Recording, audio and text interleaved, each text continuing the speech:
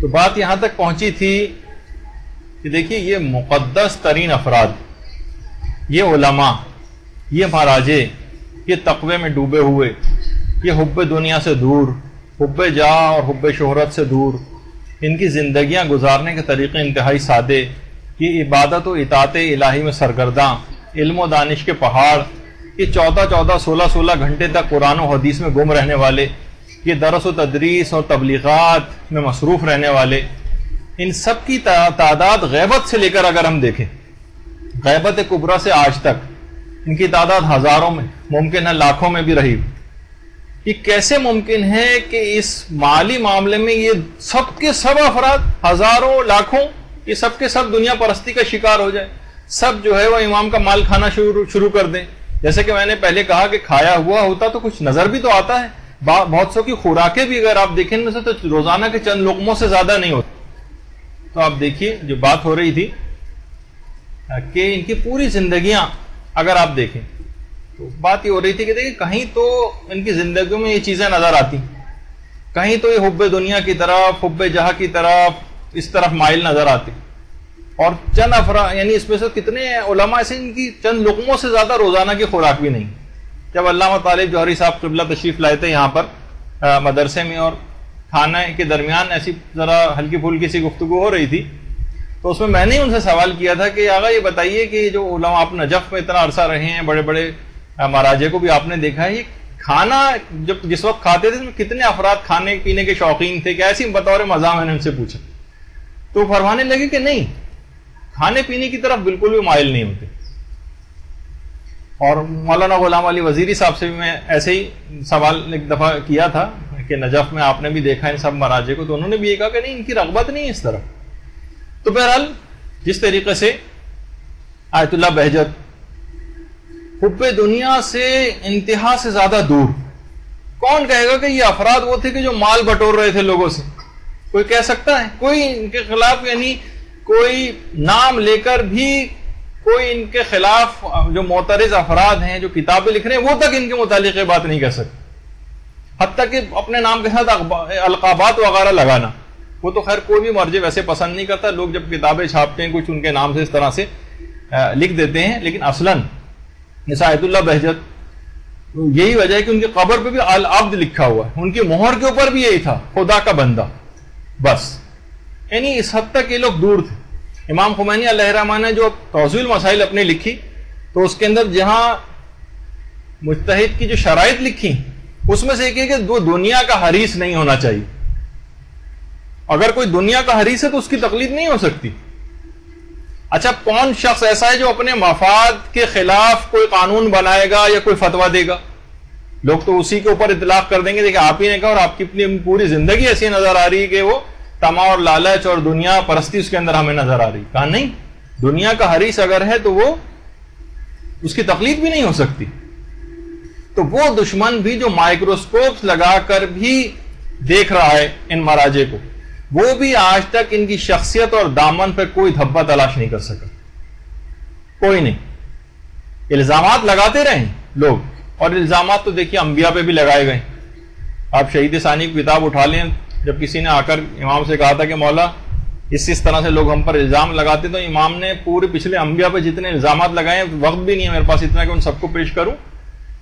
تو انبیاء پہ بھی الزامات لگائے گئے ہیں، ائمہ پہ بھی لگائے گئے، حتیٰ کہ پروردگار عالم پہ الزامات لوگوں نے لگائے۔ وہ ہے نا کہ حضرت موسیٰ نے ایک دفعہ شکایت کی تھی کہ پروردگار میں یہ چاہتا ہوں کہ لوگ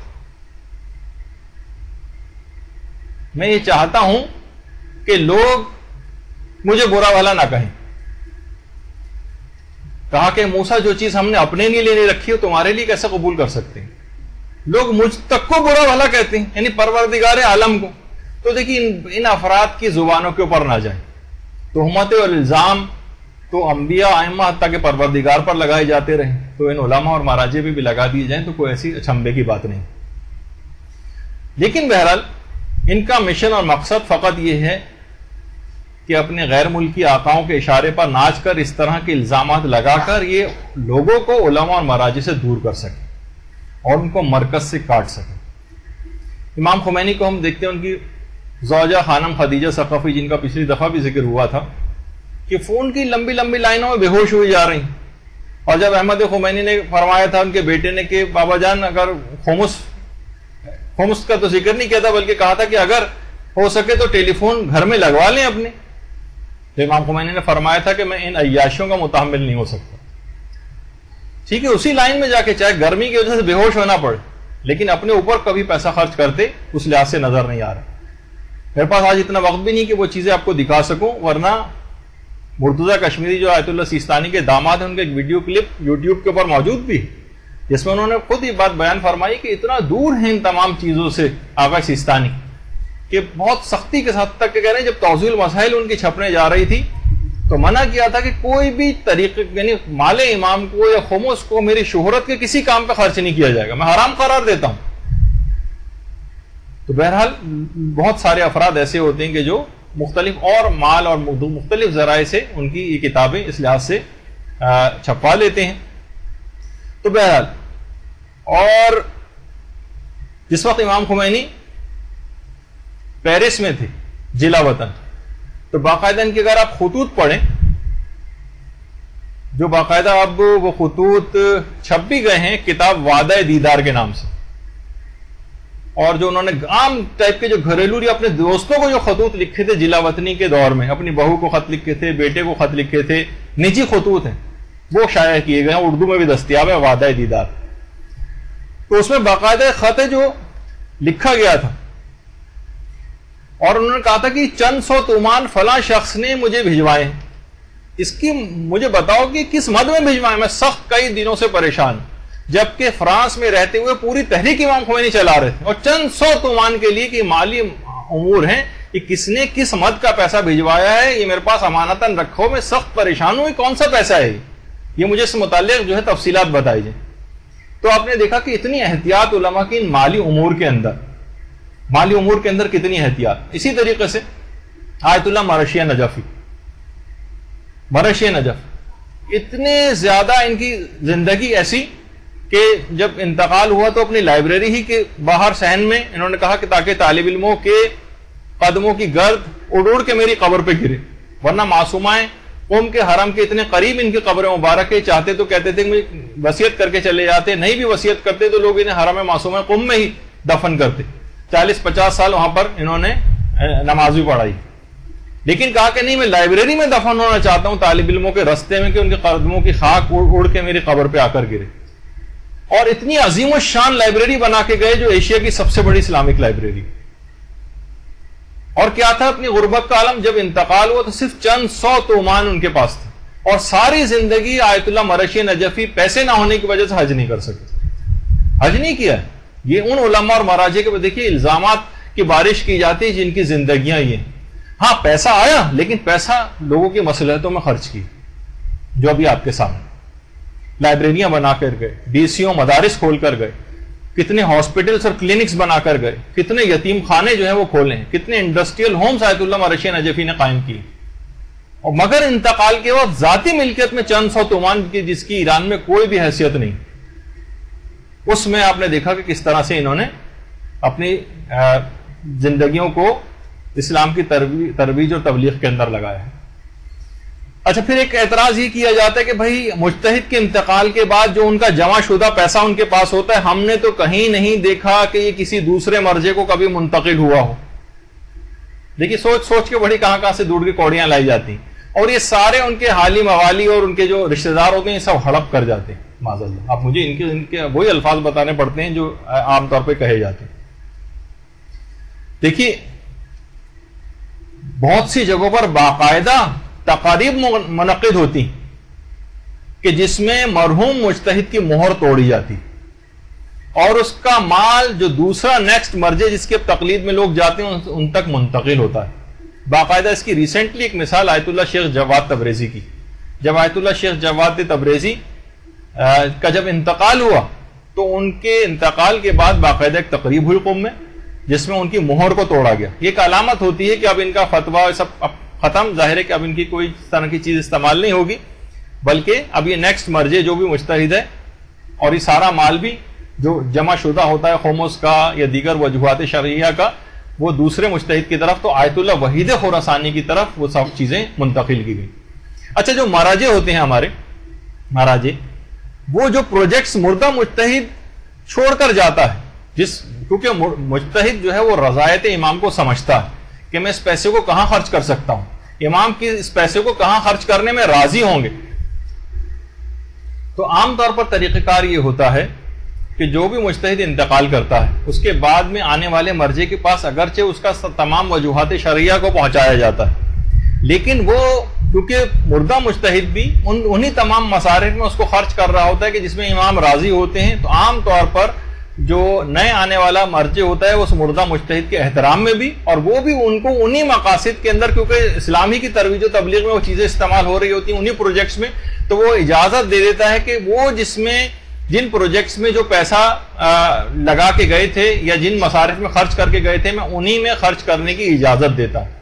یہی وجہ ہے کہ ابھی بھی خوئی سینٹر اور کون کون سے ایسے ادارے ہیں جو ابھی تک چل رہے ہیں اور بعد کے مراجع نے اس میں پرمیشنز دے رکھی ہیں. یہ پاکستانی حکومتوں یا ہمارے طرح کے یہاں کے سیاستدانوں کی طرح تو نہیں ہے کہ کوئی پروجیکٹ خواہ کتنے اچھا کیوں نہ چل رہا ہو، نئی حکومت آتی تو پچھلے تمام پروجیکٹ کو زیرو کر دیتی ہے اور کہتی ہے نئے سرے سے ہم کوئی پروجیکٹ شروع کریں گے. وہاں پہ تو ایسا معاملہ نہیں ہے. وہاں تو رضایت امام کو سمجھنے والا ایک مجتہد دنیا سے گیا، دوسرا بھی امام کی رضایت کو سمجھتا ہے، تو انہی تبلیغاتی امور میں انہی پیسوں کو استعمال کی وہ پرمیشن دے دیتا ہے عام طور پر.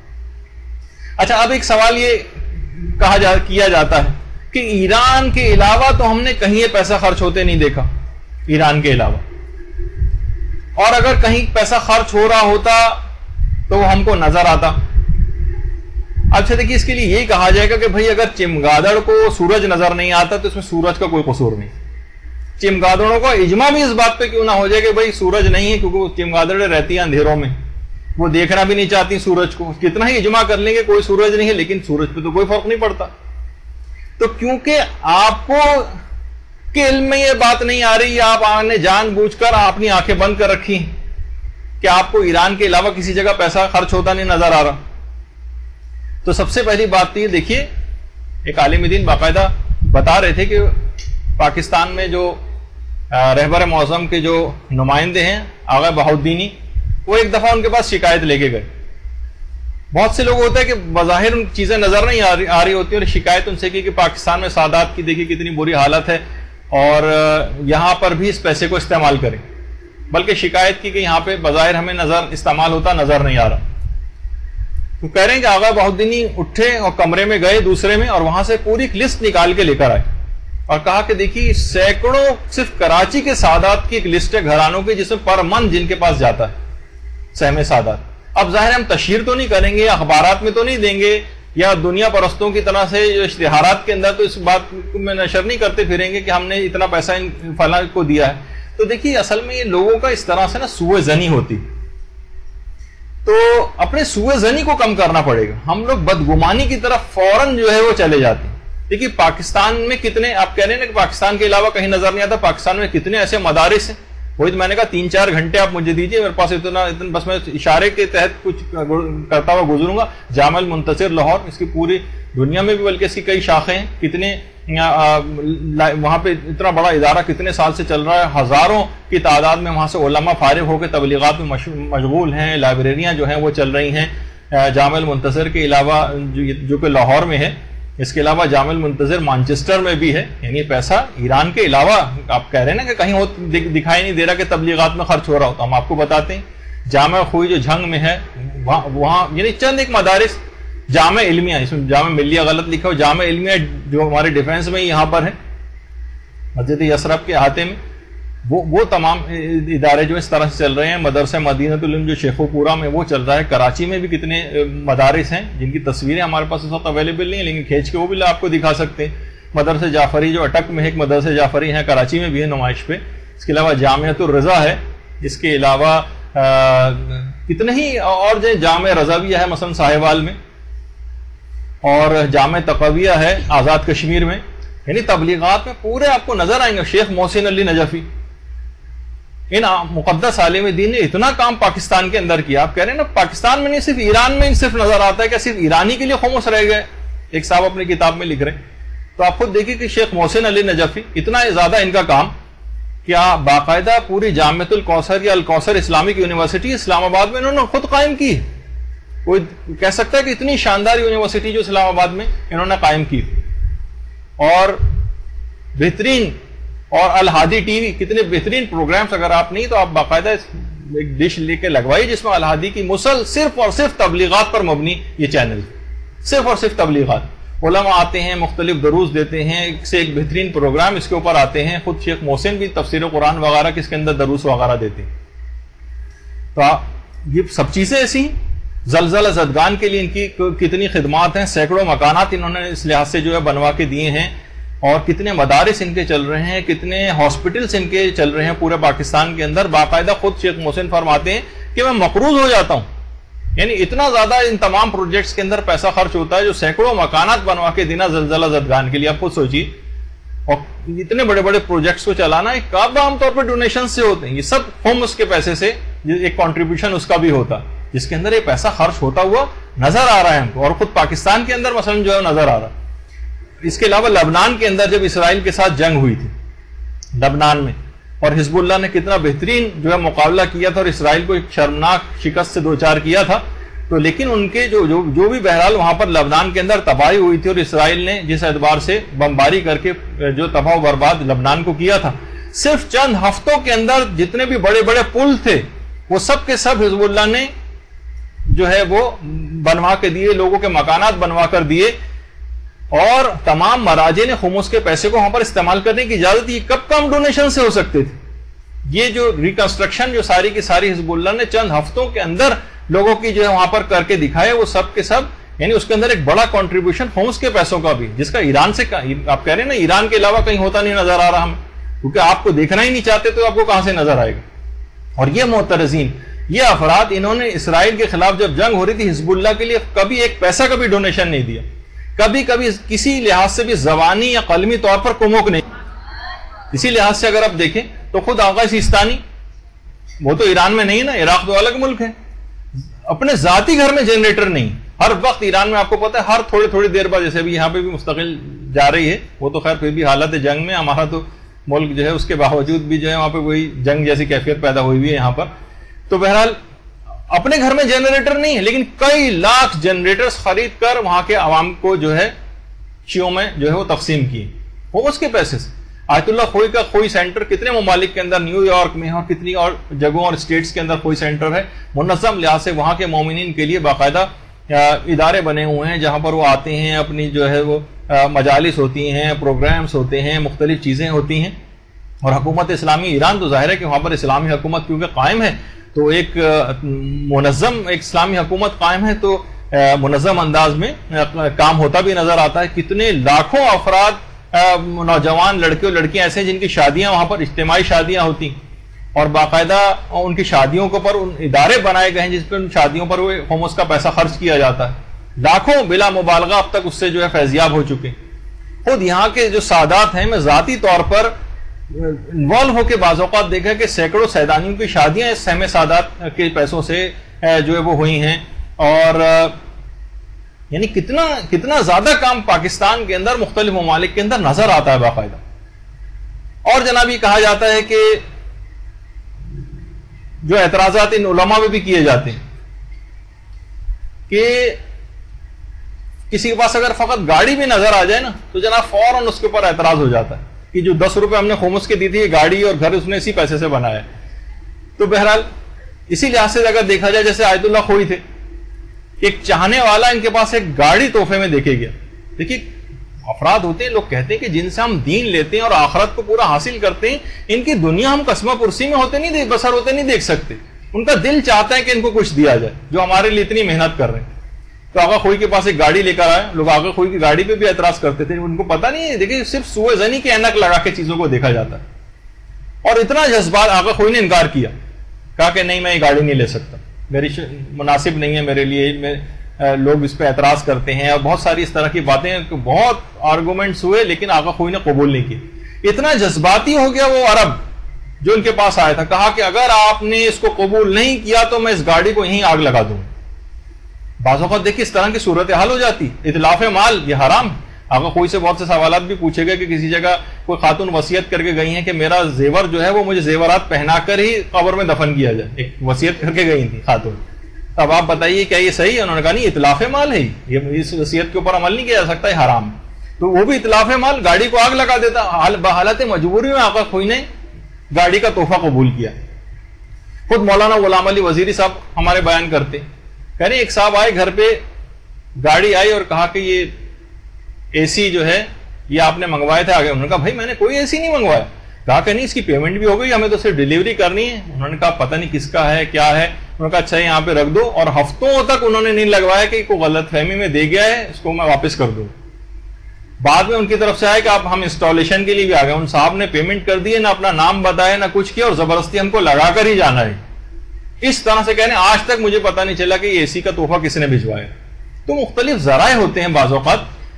لوگ متاثر ہوتے ہیں، وہ ان کو سہولیات دینا چاہتے ہیں، ان کی زندگیاں ان کے سامنے ہوتی ہیں کہ یہ لوگ کتنا دین کی خدمت کر رہے ہیں، اس کے مطابق لوگوں کا دل چاہتا ہے کہ اپنے گھر میں اتنی عیش و آرام کے ساتھ زندگی بسر کریں، اور دوسرا جو ہے جس سے ہم آخرت کو حاصل کر رہے ہیں اور تمام دین و دنیا کی ان سے گائیڈ لائن لے رہے ہیں اور رہنمائی حاصل کر رہے ہیں، وہ اتنے برے حال کے اندر ہو. اور یہ جو افراد ہیں، اچھا اب دیکھیے، لوگ دوسرے لوگ خمس دے رہے ہیں، وہ ریسیو کر رہے ہیں، دبلے دوسرے لوگ ہوئے چلے جا رہے ہیں کہ ان مجتہدین کو خمس کیوں دیا جا رہا ہے. جسے ایک صاحب نے کسی مولا سے آ کر کہا، مولا نے سفارش کر کے اس صاحب کی مدد پوری کر دی، انہوں نے کچھ زیادہ پیسے دے دیے، امام نے زیادہ ہی پیسے اس کو دے دی. تو تیسرے صاحب ہی وہاں بیٹھے ہوئے تھے، کہنے لگے مولا اتنی زیادہ پیسے دے رہے ہیں اس کو، مستحق کو. امام نے کہا بھائی دینے والا کوئی اور ہے، لینے والا کوئی اور ہے، تو خواہ بیچ میں ہلکان ہوا چلا جا رہا ہے. تو یہی ان لوگوں کے ساتھ بھی ہوتا ہے کہ کوئی اور دے رہے ہیں، لے کوئی اور رہے ہیں، آپ بلا وجہ کتابیں لکھے چلے جا رہے ہیں، آپ لوگوں کو دور کیے چلے جا رہے ہیں، اور آپ کو اس کے علاوہ کوئی خیر خواہی کا کوئی کام ہمیں نظر بھی نہیں آ رہا کہ ٹھیک ہے خمس سے تو کاٹ دیا ہم نے سے، اب کوئی آپ ادارہ کھول کے دکھائیے، کوئی آپ تبلیغاتی آپ کے مراکز ہوں، آپ کے مدرسے ہوں کہ دیکھیے اس طرح سے دین کا کام ہوتا ہے، خمس کی ضرورت نہیں، ہم اس طرح ڈونیشن سے کام ہوتا ہے، وہ بھی کوئی نظر نہیں آ رہا. اس کا مطلب ہے فقط آپ ان چیزوں کو ختم کرنا چاہتے ہیں. پھر لیا اچھا سے آ گیا. تو بہرحال یہ تمام چیزیں دیکھیے اس طرح سے ہوتی ہیں. تو ایک ڈھیلا بھی راہ خدا میں انسان خرچ نہ کرے اور بس صرف دوسروں کو بیٹھا اعتراض کرتا رہے. اسی طریقے سے لوگ کہتے ہیں بھائی کل تک یہ مولوی حضرات تو سائیکلوں پہ نظر آتے تھے ہمیں، آج ان کے پاس بڑی بڑی گاڑیاں آ گئی. میں کہتا ہوں اچھا ہوا کہ آپ امام حسین علیہ السلام کے دور میں نہیں تھے. جب سورہ الحمد امام کے ایک بچے کو یاد کرائی تھی، معلم نے آ کر امام نے اس کا منہ موتیوں سے بھر دیا تھا. اللہم صلی اللہ علیہ وسلم.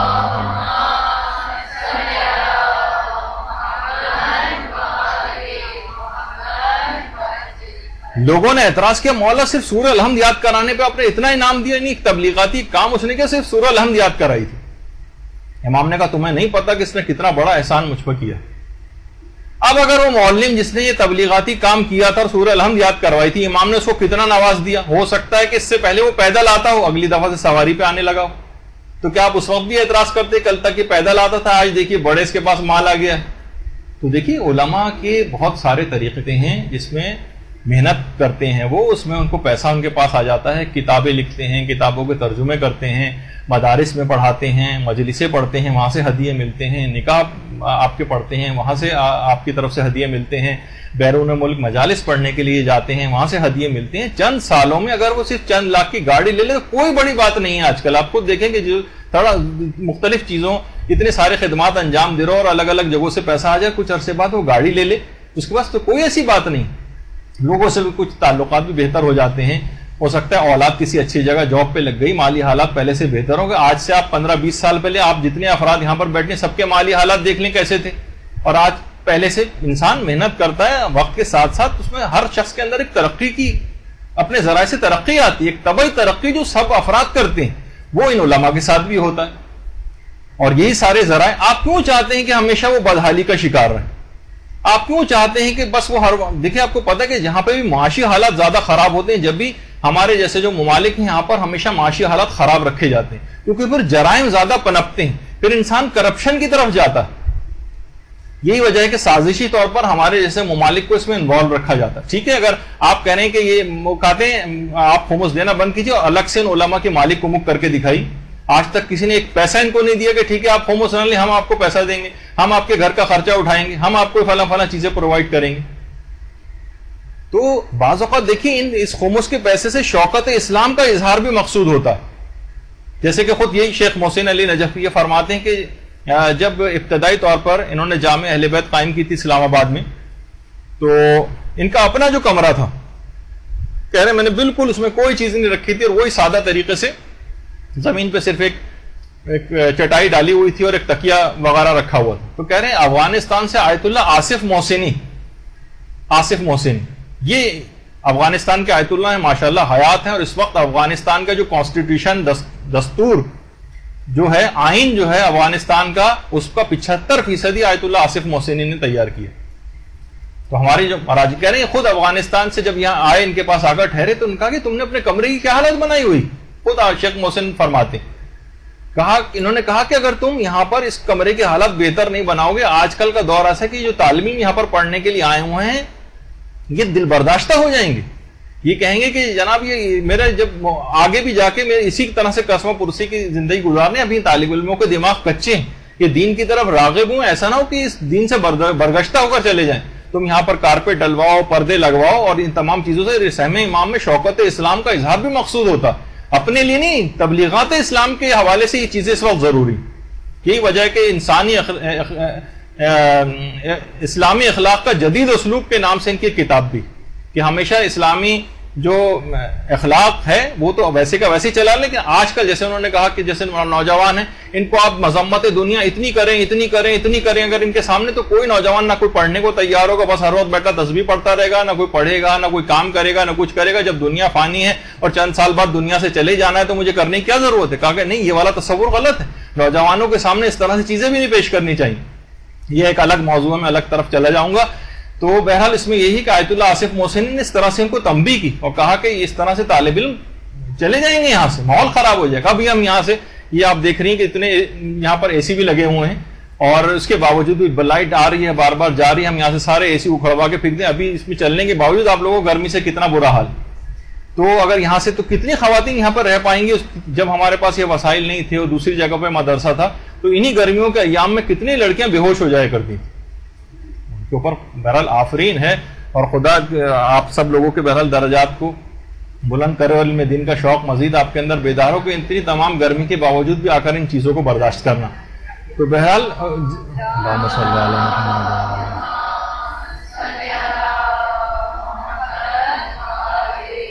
یعنی ہمارے اپنے گھروں کے اندر تو کوئی کمی نہ ہو، اور دینی جو ادارے ہیں وہاں پہ ریت اڑے، وہاں پر جو ہے وہ انتہائی سخت مشکلات کے اندر لوگ آئیں تاکہ لوگ وہاں سے، تو آپ کے اندر دین کی خیر خواہی کا کوئی جذبہ ہی اصلاً نہیں. آپ خود ہی یہ چاہتے ہیں کہ یہ سب ادارے ویران اور برباد ہو جائیں، اور اس طرح سے لوگوں کو کاٹ کے ان تمام چیزوں سے اور دین سے بالکل بہرا لوگ ہو جائیں، آپ یہ چاہتے ہیں. تو یعنی ساری کنجوسی اور کفایت چاری صرف مذہبی جہاں پہ تبلیغات آ جائیں وہیں پر سب لوگ کرنا چاہتے ہیں. تو بہرحال دیکھیے یہ سوء ظنی ہے، یہ نیگیٹو تھنکنگ ہے. اور لوگ علماء کو ڈونیشنز بھی دیتے ہیں، اداروں کو بھی دیتے ہیں، مساجد کو بھی دیتے ہیں. کتنے افراد، ایسے افراد اب کتنے نظر آتے ہیں، جیسے مسجد علی جو دبئی میں، اس کا واقعہ یہ نا کہ آیت اللہ مہدی الحکیم جب جلا وطن تھے اور وہاں دبئی میں موجود تھے، پھر اس کے بعد آیت اللہ مہدی الحکیم کو شہید کر دیا گیا تھا خرطوم میں. تو کہہ رہے ہیں وہاں پر موجود تھے وہ، اور اس وقت باقاعدہ کوئی مسجد قائم نہیں تھی وہاں پر. تو ایک بہت بڑا تاجر جو بہت ہی مالدار تھا ان کے پاس آیا، ایسی بات چیت ہونے لگی ان کی آپس میں. کہا کہ آپ کا گھر کہاں ہے؟ تو کہنے لگا کہ میرا گھر تو دنیا کے تقریباً ہر بڑے شہر میں. آیت اللہ مہدی الحکیم نے کہا کہ جی ہاں ہر بڑے شہر میں ہوگا، لیکن ایک جگہ ایسی ہے جہاں مجھے پتا ہے کہ آپ کا گھر نہیں. اس نے کہا وہ کون سی؟ کہا جنت میں آپ کا گھر نہیں. پھر حدیث پڑھی کہ جو مسجد بنائے گا اس دنیا میں، جنت میں وہ اپنا گھر بنائے گا.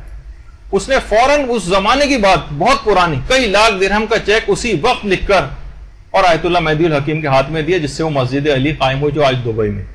تو ایسے افراد اب کہاں نظر آتے ہیں؟ ٹھیک ہے ڈونیشن دینے والے لائیے ایسے افراد ڈونیشن، ٹھیک ہے ہم آج قوموں سے نہیں لیتے، آپ لائیے ڈونیشن، کام کر کے دکھائیے. اس کے اندر معمولی سے چھوٹا بھی اگر مدرسہ ہوتا ہے، لوگوں کو تو صرف بنی ہوئی چیز نظر آتی ہے نا. آپ چھوٹا سا مکتب بھی نہیں چلا سکتے. اب آپ خود دیکھیں کہ جہاں 15-20 بچے مثلا پڑھتے ہیں، اس جگہ کا کرایہ 6-7 ہزار 10 ہزار تک تقریباً کرایہ ہوگا، بجلی کا بل جو ہے وہ ہوگا، اساتذہ کی جو ہے فیسیں وہ دینی پڑیں گی، دیگر اور بہت سارے اخراجات ہوں گے. ذرا تھوڑا سا بھی مدرسہ اور آگے بڑھے گا، 40-50 بچے ہو جائیں گے تو معاملہ جو ہے 50-60 ہزار روپے مہینہ پہ چلا جائے گا.